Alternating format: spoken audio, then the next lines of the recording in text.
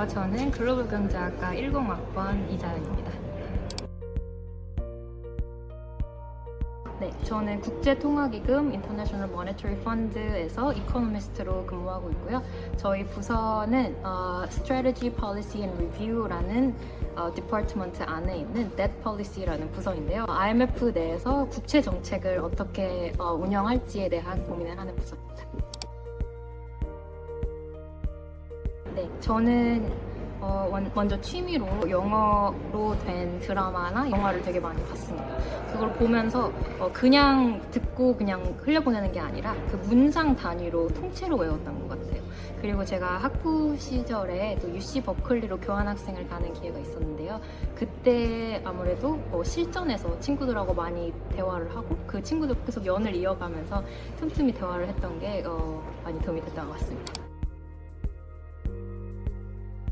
저는 제가 1학년, 2학년 때 그 국제학술 대회를 통해서 영국에 있는 버밍엄 대학교와 미국에 있는 인디애나 대학교에서 제 논문을 발표할 기회가 있었는데요. 사실 학부생의 신분으로 논문을 또 쓰고 교수님의 지도를 또 개인적으로 받는 게 쉬운 일은 아닌데 그때 그렇게 논문을 써본 게 제가 이제 리서치에 관심이 있구나 하는 걸 결정하는데 도움이 됐던 것 같습니다. 네, 이건 제가 단연코 말씀드릴 건데 MB=MC입니다. 정말 사소한 생활 문제를 결정하는 데에도 항상 이게 marginal benefit, marginal cost보다 큰지를 항상 이렇게 생각하는 게 도움이 정말 많이 되는 것 같습니다. 만약에 제가 고등학생 시절로 돌아간다면 아무래도 불평등이라는 토픽에 관해서 조금 더 공부를 해보고 싶습니다. 예를 들어서 같은 조건에서 시작했을 때 왜 어떤 나라는 더 부강해지고 어떤 나라는 계속 가난할 수밖에 없는지 같은 조금 넓은 범위의 주제로 그렇게 시작을 해보면 재밌는 토픽이 될 것 같습니다. 저희 기관에서 굉장히 중요시하는 게 스토리텔링을 할 수 있는 능력입니다. 그래서 경제학적인 지식이 있다는 전제 하에서 이 지식들을 어떻게 사용을 해서 현실 문제에 적용을 해서 어떤 해법을 도출해낼 수 있는지에 대한 스토리텔링을 전반적으로 잘하는 사람을 저희 기관은 정말 우대하고 있습니다. 그래서 그런 능력을 키우는 게 정말 중요할 것 같습니다. 감사합니다. 감사합니다.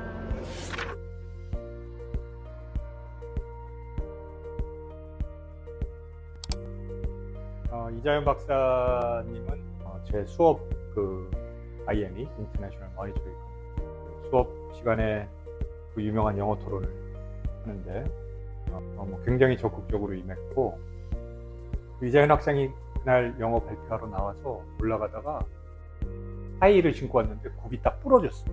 올라가면서. 그래가지고 신발을 벗고 올라가서 발표했던 기억이 납니다.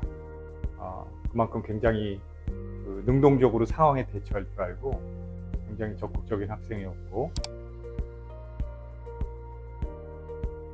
굉장히 자랑스럽죠.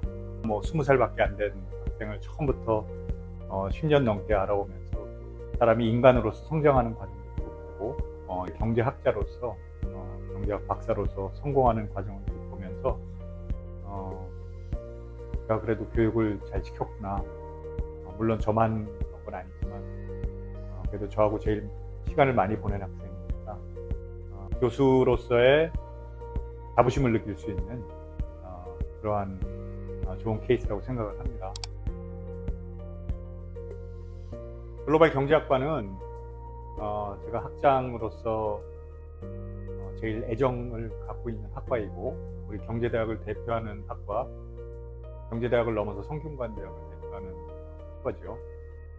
글로벌 경제학과에 와가지고 공부하는 학생들 자부심을 갖고 열심히 노력해서 훌륭한 경제학자로서, 경제학도로서 성공하길 바라고, 글로벌 경제학과에 왔다는 것은 본인이 대한민국을 넘어서 세계 시장에서 컴페티티브한 사람으로서 성공할 수 있는 자질을 갖춘 학생이고, 우리도 그런 식으로 학생들을 지도하고 가르치니까 잘 따라오셔서 세계에 나가서 마음껏 본인의 능력을 펼칠 수 있는 그런 학생으로 컸으면 좋겠습니다.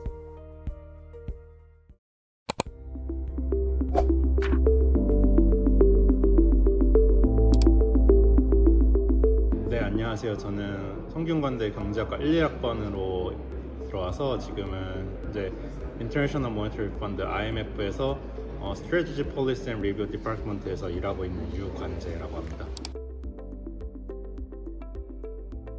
우선 제가 지금 하고 있는 일은 글로벌 경제 위기를 12개월 안에 이제 예측을 하고 예측이 됐을 때 그 파급 효과가 얼마나 큰지를 예측하는 일을 하고 있는데요.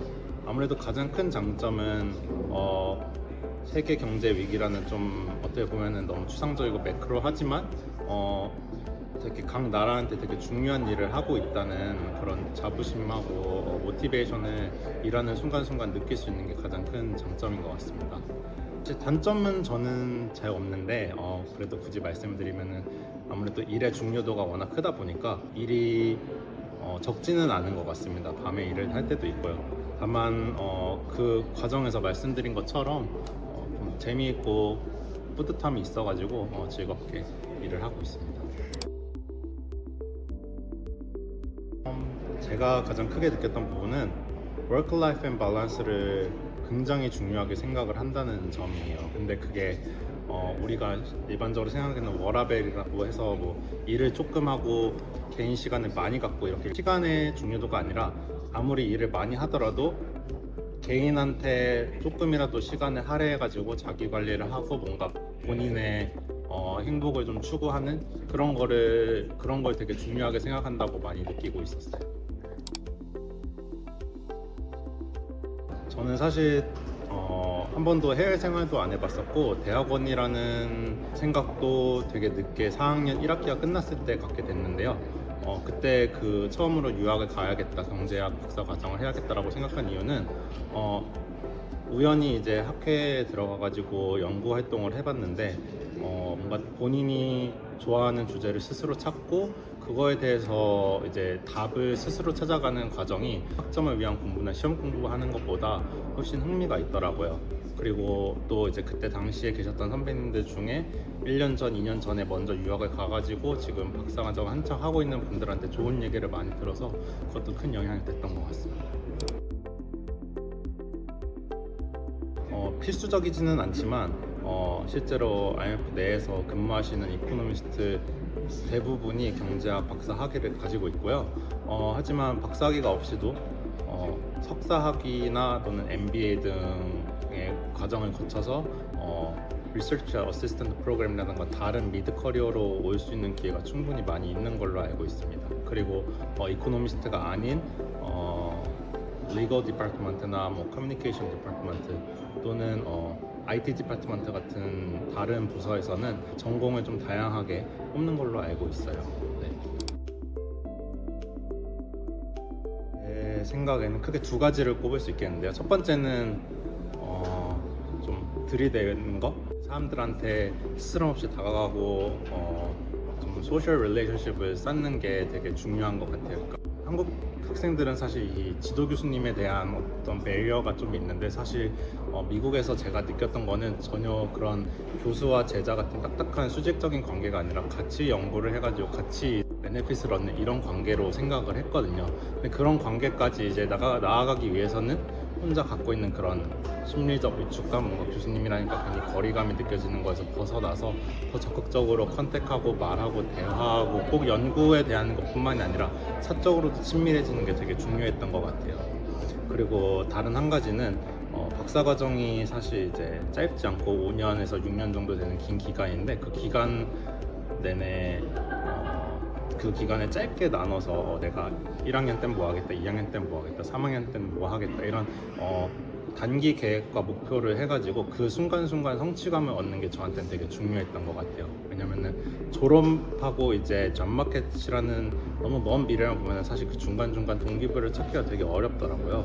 대신 중간중간 작은 목표를 하나씩 미리 설정을 해서 그 목표를 작은 걸 이룰 때마다 성취감을 느껴야 좀 이 박사 과정이라는 긴 기간을 잘 해내기가 되게 수월했던 것 같아요. 수학적 배경은 당연히 중요하고요. 수학을 아예 모르시는 경제학 박사과정은 매우 어렵다고 제가 자신 있게 말할 수 있어요. 그렇지만 또 그러면은 그 요구하는 스탠다드 리퀘어먼트가 굉장히 높냐라고 하면 또 그건 아니거든요. calculus, 그러니까 미분 적분을 할 줄 알고 linear algebra니까 한국말로는 선형대수학, 이 세 가지 과목을 이수를 하고 이거에 대한 기본적인 지식이 있으시면 나중에 그 이상의 영역은 필요 없는 경우도 많고, 필요하면 그때 가서 이제 공부를 해도 충분히 다 따라잡을 수 있는, 그게 경제학 국사 과정에 필요한 것 같아요. 다만 제가 덧붙이고 싶은 거는 그런 수학적 배경도 중요하지만 요즘은 이런 코딩을 할 줄 아는 능력, 컴퓨테이션을 할 줄 아는 능력이 사실 더 중요하거든요. 실제로 내가 배운 모델을 실제로 시뮬레이션하고 모델로 이거를 코딩을 해서 컴퓨테이션해서 결과적으로 결과값을 만드는 거, 이 과정에서 그런 컴퓨터 사이언스 전공자까지는 아니지만 어느 정도의 코딩 경험이 있으면은 훨씬 더 수월하게 그 과정을 통과할 수 있는 것 같아요. 뻔한 소리 같지만 당연히 영어를 잘하는 게 제일 중요한 것 같아요. 근데 영어를 잘한다는 게 꼭 발음이 유창해야 된다거나 글쓰기를 잘해야 된다는 게 아니라 틀려도 자신 있게 계속 말할 수 있는 거, 그게 제일 중요하고, 기회가 된다면 글로 배우는 영어가 아니라 자꾸 외국인들, 요즘은 한국에서도 사실 그런 외국인들과 교류할 기회가 정말 많은 걸로 알고 있는데, 그리고 뭐 교환학생이라던가 해외 생활을 할 수 있는 경험을 미리 쌓고 자꾸 부딪혀 봐야 이게 실제로 우리가 실생활에 필요한 영어가 더 느는 것 같아요. 네, 감사합니다.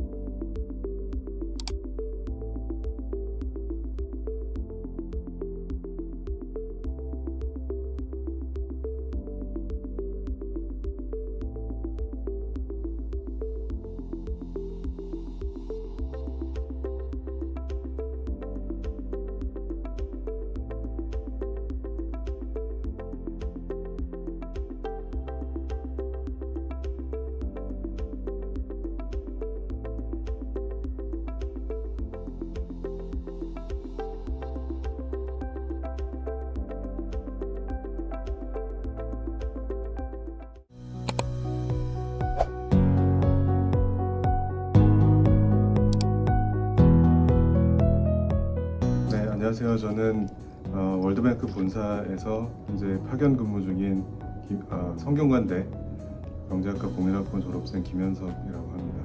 반갑습니다. 네, 저는 본업은 한국개발연구원 KDI에서 경제학 분야 연구를 하고 있고요. 2년간 파견직을 맡게 되어서 월드뱅크 본사의 공공투자관리, 퍼블릭 인베스트먼트 매니지먼트와 관련된 업무로 파견을 지금 수행 중에 있습니다.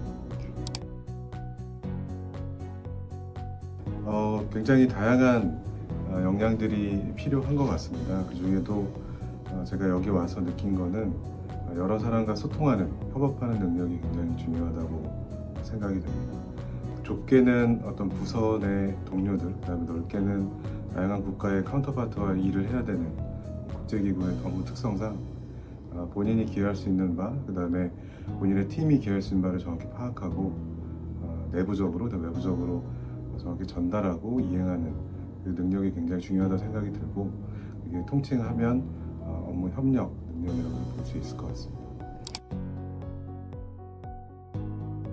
굉장히 각자마다 다양한 방법들이 있을 것 같은데, 좀 뭉뚱그려서 생각하면 평소에 책상이나 책에서 좀 떨어져서 가끔씩은 동료하고 친구, 가족과 이 세상 사는 이야기를 허심탄회하게 얘기하는 시간들을 종종 갖는 것이 나중에 큰 자양분이 될 것으로 생각됩니다.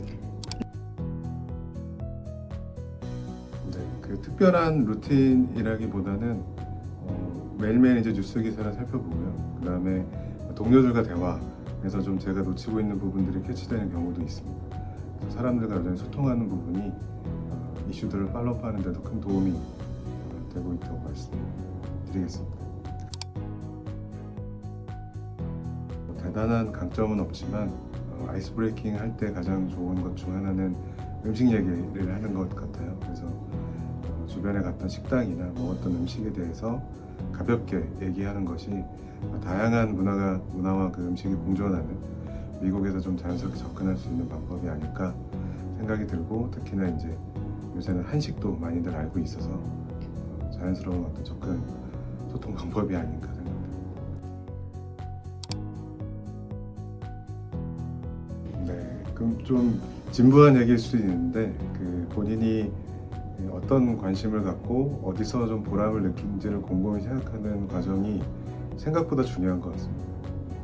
저 역시도 그런 게 뚜렷하지 않았던 시기가 굉장히 많았고, 지금도 아직은 불분명한 부분들도 있는데, 그런 부분들의 고민이 결국에는 본인의 한 선택에 굉장히 중요하게 역할을 하고, 결국에는 어디에 취업을 하든지 직장에 가서 굉장히 열심히 지속적으로 꾸준하게 성과를 내고자 한다면 굉장히 큰 동력원이 필요하고, 그런 동력원 중에 하나가 본인이 일하는 부분에 있어서의 보람인 것 같습니다. 본인이 관심을 갖고 의미 있다고 생각하는 일이 무엇인가를 계속해서 생각이 들 때마다 이런저런 생각을 해보면서 선택을 해 나가시기를 권장합니다. 감사합니다.